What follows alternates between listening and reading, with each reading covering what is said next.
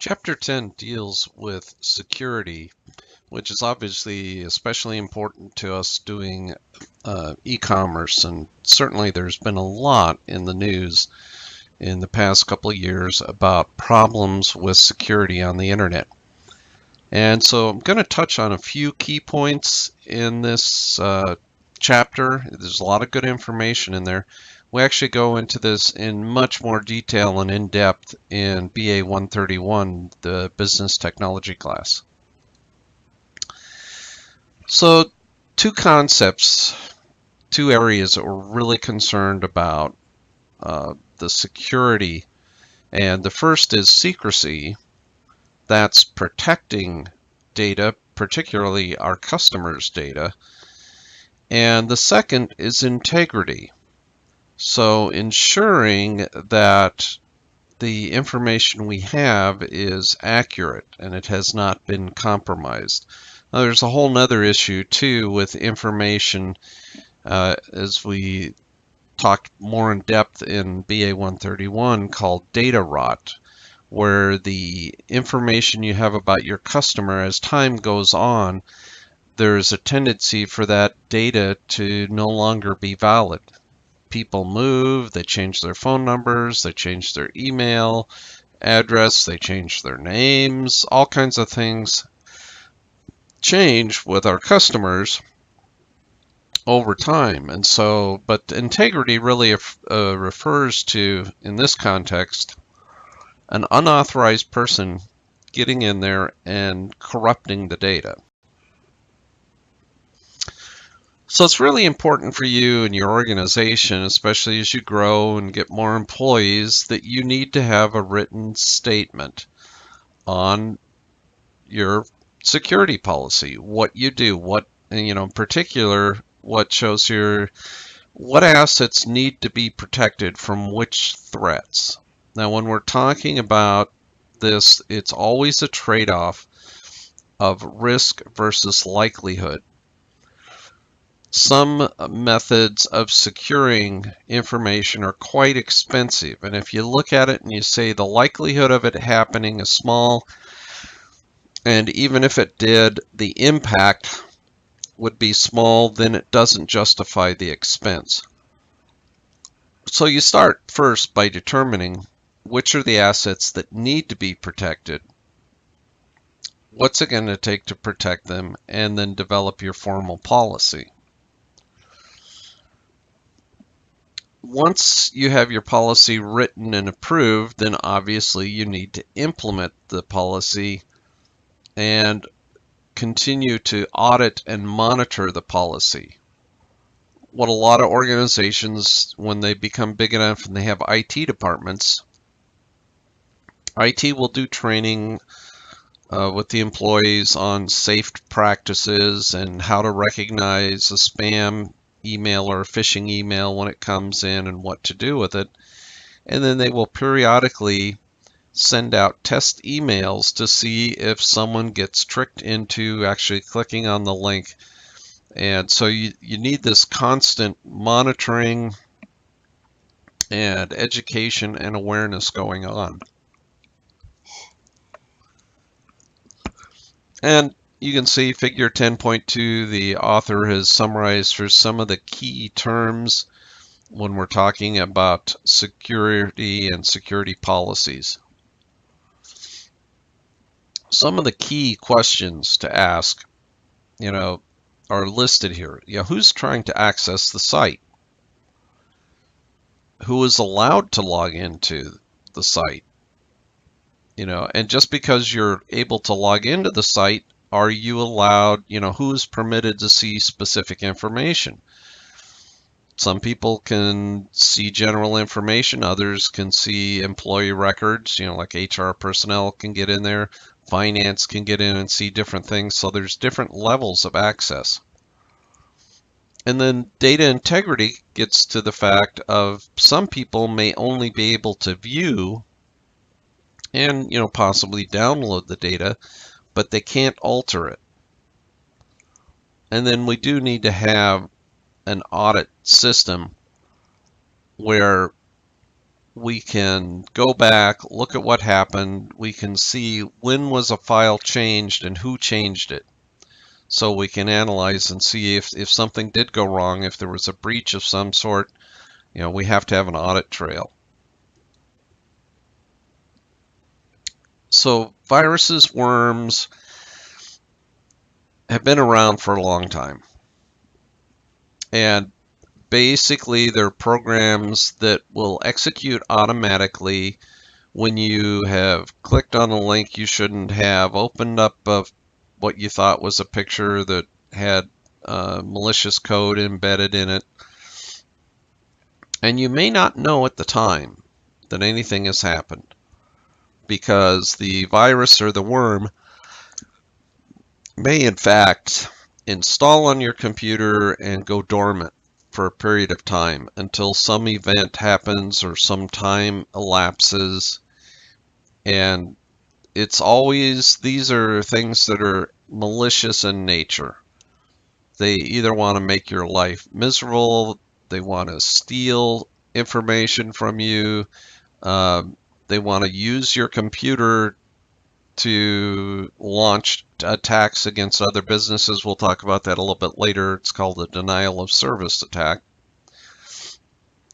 Some of the big ones that have happened, as I say, you can go back and trace the early viruses back to the early 80s. And the author has, as we'll see, the first part of a chart, kind of a history of some of the big names, so to speak, in viruses that have been launched over time. A really big one, though, was, as the author points out, in 2013, ransomware.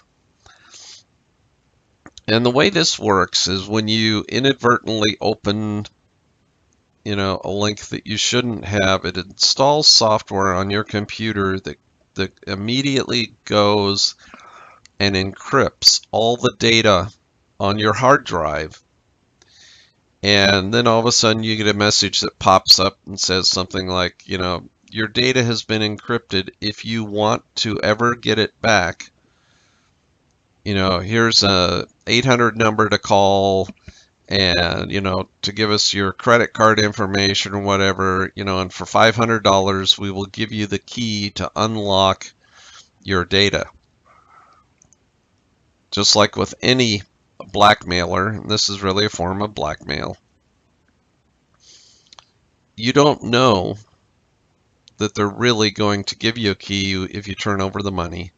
You don't know if the key is going to work. And really, the way to view this, if you get infected with this, is just say your hard drive is gone, your data is gone, and you just need to start over. Now, that can be disastrous if you haven't created a backup. So one thing I hope you take away from the discussion this week is that you should always, whether you're personal or a business, back up your critical data, because sooner or later you're going to inadvertently get a virus. A friend may say, hey, watch this video, and not realize it's infected. There's a number of ways that you can get infected, even though you're doing your best, even though you have antivirus software installed.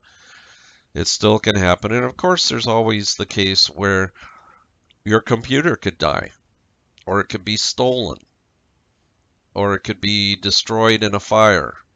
You need to have that important data backed up somewhere, and there are a lot of really inexpensive cloud services that will allow you to back up to the cloud. So then you're protected from natural disasters and all kinds of other things. So make sure you have sensitive information backed up. Now, two of the best companies for antivirus every year, a number of computer magazines rank the various antivirus internet security software packages that are out there. And Symantec and McAfee usually are in the top 3 every year. And personally, I've used Symantec for many years. I was using it back before it was called Symantec. It initially started out, it was developed by IBM, and then they spun it off. And there are some mail services like Yahoo and Gmail, Outlook that will automatically scan attachments looking for viruses. They're not as good as Symantec and McAfee, so I would not rely on them. I would make sure you have a dedicated, internet security software package from one of the top rated ones. And like I said, each year you can look at it. PC World does a very good comparison analysis every year. And as I mentioned, the author starts back, you can see there, 1986. The name of the virus was Brain. It was written in Pakistan. And you see there it infected floppy disks. Yes, this was back before the days of hard drives. So computer viruses have been around almost as long as the personal computer.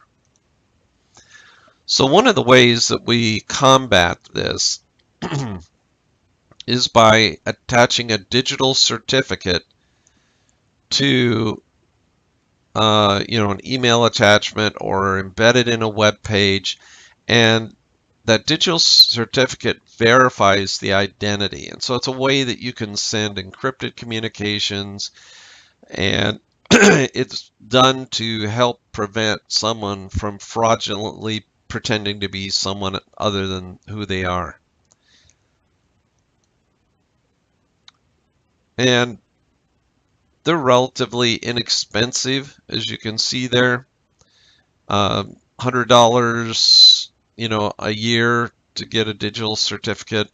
The key is that the digital certificates do expire after a period of time, and that's really done intentionally. So it requires those credentials to be reevaluated, resubmitted periodically, so that it maintains the integrity of that. The real issue we have is that the internet in the beginning, the motivation was they wanted to have a redundant method of communicating information. It actually started out from the military. They were concerned because of the Cuban Missile Crisis. If we had a nuclear attack and it knocked out one of the communication hubs, would the entire communication hub for the whole country go down? So they intentionally designed the internet to break up information into packets and to have devices called routers that would send those packets and have multiple ways to get from point A to point B. Not just a single road, but hundreds of different possible ways of getting from the source to the destination. So in the event of an attack, you could knock out a whole bunch of those paths. There still are alternate ways to get around it. So they focused very heavily on redundancy. And in their naivete, no one had a clue that the criminal element would seize upon this as an opportunity to, cause problems. And so there's no inherent security built into the structure of the internet. And adding it after the fact now is a little problematic, but there are some things that have been done that to make it less likely, but really the bulk of the responsibility falls upon us as individuals and individual companies. We have to protect ourselves from cybercrime. So as I mentioned, certainly you can have sensitive or personal information stolen. Now, I have been an advocate of internet security and antivirus software and everything else for years and years, and I have had my identity stolen twice. So in spite of all my best efforts, I still have been victimized by it. Fortunately, it didn't cost me any money. It just cost me a lot of time and effort in getting things squared away. I tell my students it's not a matter of if you will ever have your identity stolen. It's a question of when you will have your identity stolen. Sooner or later, it will happen to you. So again, it's be prepared for that. Do everything you can to prevent it and to forestall it as long as you can. Phishing expeditions, the last bullet there. the concept here is that I'm not going to steal the information from you by breaking into your database and stealing records, which that's been in the news a lot. Instead, I'm going to trick you into voluntarily giving it to me. So that's what's meant by a phishing expedition. The person will pretend that they are someone else who has a legitimate need to ask you for personal information or business information, and they're not. It's a con artist. If you want to look at one of the best con artists that has been documented so far, his name is Kevin Mitnick. In the late 90s, he was on the FBI's most wanted list for his hacking into systems, and one of the ways he hacked in to systems was to call up people at companies and over the phone talk them into them giving him passwords or login information, other things. So phishing, whether it's via email or phone or in person, it's a con artist tricking people. Now, as I mentioned before, there's a form of attack that's meant to damage and hurt a company. You're not stealing information from them, you're not stealing money from them, you're just wanting to cripple them. And you cripple them by denying them access to the internet, and conversely denying people from being able to access their website. And it's done by getting thousands, tens of thousands, maybe hundreds of thousands of computers to, when they get the right code, they get a wake-up call, they will start transmitting a bunch of bogus requests to a specific web server, a specific company website. And there's so many requests coming in that it overwhelms the website and it crashes the website. And those are computers, could be a computer in a business, could be a personal computer, but they're computers that have been infected by a virus that sits dormant and does absolutely nothing until it gets the wake-up call. And then all of a sudden you notice, why is my computer running so slowly? And it could be because your computer has been infected with this, and it has come awake, and now a substantial portion of your computing resources are being directed to launching this attack against a company, an organization, individual. Portland Community College was the victim of this, I want to say about 3.5 years ago. There was a period of a week and a half, it was around 10 days, where we could not access my PCC.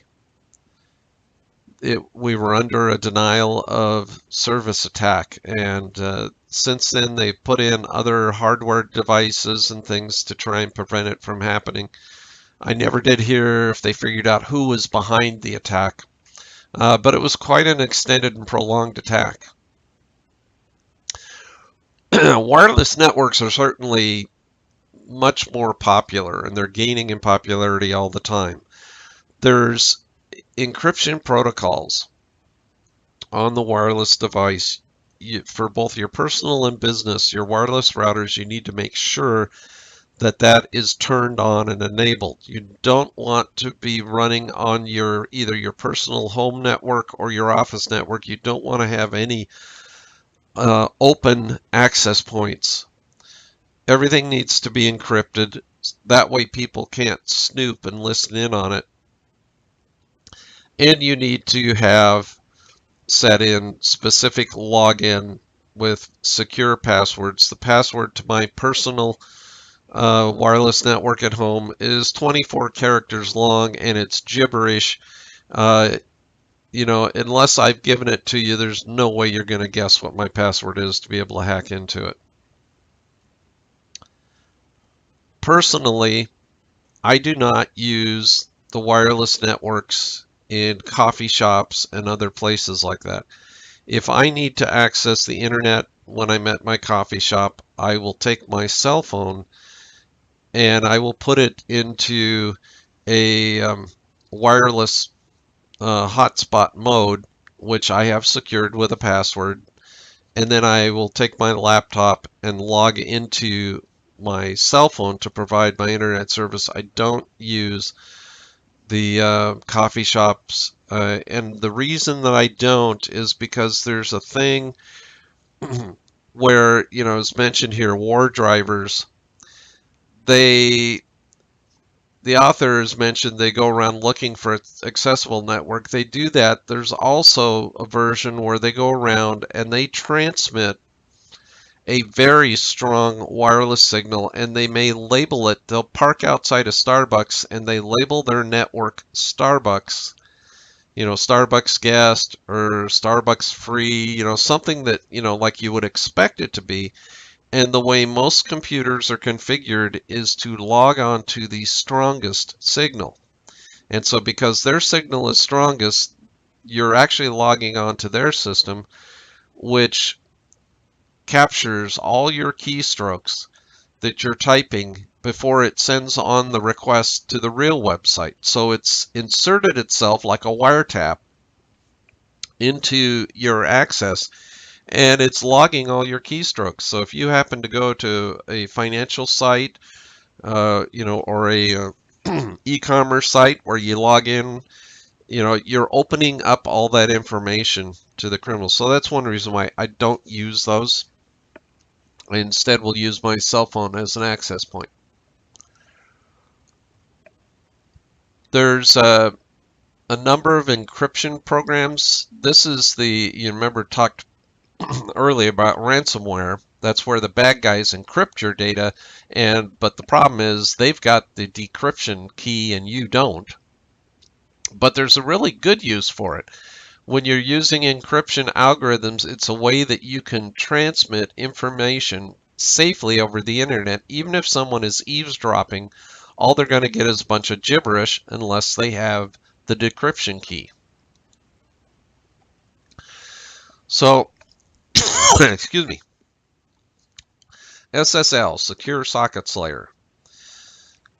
This has been implemented onto the internet as to one way to make things more secure and to encrypt the information that's on there. And you will see any site that says it has HTTPS, that means it has SSL implemented on it.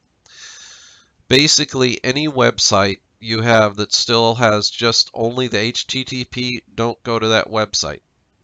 That means that they haven't upgraded it, and so it potentially is vulnerable to people being able to snoop on what you're transmitting and so forth. If you have a business website or a personal website, it should be HTTPS.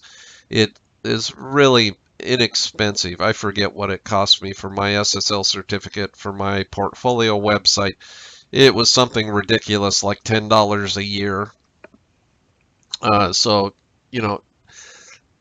make sure that any site you go to, if it doesn't have the S, really question whether or not you should go to that site. And then the author shows how, what's the process, the flow chart when you establish an SSL session. And he goes into more detail on that, so it's good material in the textbook. Password attack threats. There's one of the things that we've done, is you make a really strong password, it becomes hard to remember it. So a lot of sites now will have a passphrase. And you can set that up, with a passphrase. It's a sequence of words or text that's easy to remember, but it can be a password hint for you. Now, what I personally use actually is this last bullet, the password manager software. All of my, it stores my passwords, and you go, well, isn't that dangerous? My passwords are encrypted with, this is military grade encryption, the software program I use, and I'm the only one that has the key. If I ever forget my master password, the company that I bought the software from can't help me. They will not be able to decrypt my file, my list of passwords. I'm the only one. If I ever lose that password, that key, encryption key, I have to start all over and creating new passwords at all my different websites. But that's what I use, because then it allows me to make really complex, strong, secure passwords, because I don't have to remember them. I have to remember one strong, secure password, one and only one. So anyhow, that's my personal choice. And every year they do a study of the most common passwords. And again, last year, guess what the most common password used was? 1, 2, 3, 4, 5, 6, 7, 8. You know, very weak. And the author here shows, you know, in varying complexity to getting down to the very strong. The one at the bottom, that's kind of what my wireless network password looks like. Anytime someone comes to visit for the first time to my house and they say, "Oh, can I use your, access your wireless?" Sure. And they say, "What's the password?" And I hand them a slip of paper and they go, "You're kidding me." Say, "No, just be careful. It is case sensitive," and type it in. So I encourage you, make sure you're using robust, strong passwords. Okay, it's time for the quiz password, SSL, Secure Socket Layer. So again, you need this password to unlock the chapter quiz so that you can then access the other assignments. Make sure you write it down. It's a simple one this time. This would not qualify, by the way, as a strong password. For one thing, it's too short. Good passwords, a minimum of 8 characters, preferably, at least 12 characters, combination of uppercase, lowercase, numbers, and a special character like $, exclamation mark, @ sign. But for our purposes, since you're logged into a course D2L to even be able to seeing this, and the fact is, if you logged into the chapter quiz, if you hacked into that, the damage that would be done is minimal, so I'm not concerned that this password is pretty darn weak. So, computer forensics and ethical hacking. Interesting, because hacking is illegal. When someone hacks into another's computer system, that's breaking and entering. Now, on the other hand, if I'm concerned about the security of my home and I call a security company out and say, "Will you walk around my house and see, and help me identify where the vulnerable spots are where it would be easy for a thief to break in?" Okay, that's what an ethical hacker is. They can be called computer forensic experts. And their job, when you bring them into your company, is to analyze your security system that you have in place and to identify where you're vulnerable. They will try and break into your system to see how difficult is it. And that's totally okay because you've given them permission to do that. And there's actually, a number of companies will encourage people to try and hack into their system. They'll offer a reward and say, "Hey, if you were able to break into our system, don't do any damage. But if you show that you were able to gain access into our system and point out to us how you did it, then we'll give you a reward for finding this vulnerability." So there is a positive use for some of these talents that people seem to have. But anyhow, the key is you can never protect your system 100%. If someone really wants to hack into your computer, to your network, they can do it. But the cyber criminals, they're interested in getting in and getting out quickly and moving on to the next thing. If you make it difficult, the chances are they're going to give up and go on and look for the low-hanging fruit, find someone who hasn't taken all the efforts that you have to make it difficult to hack in, and they'll go there. It's kind of like the cartoon where two people are being chased by a tiger, and the one guy is talking to the other one and says, I don't know why we're bothering to run. We can't outrun a tiger. And the other person says, I don't have to outrun a tiger. I just have to outrun you. And that's kind of the way it is with this. You make it as difficult as possible for them to break in. Chances are they will give up on you and they will go find someone who is a lot easier, because they're all about the quick and easy efforts on that. So, like I say, we go into this in a lot more detail in some of the other courses that we offer at PCC, but this is kind of a good overview, and it's appropriate that the author included it in this book. That's Chapter 10.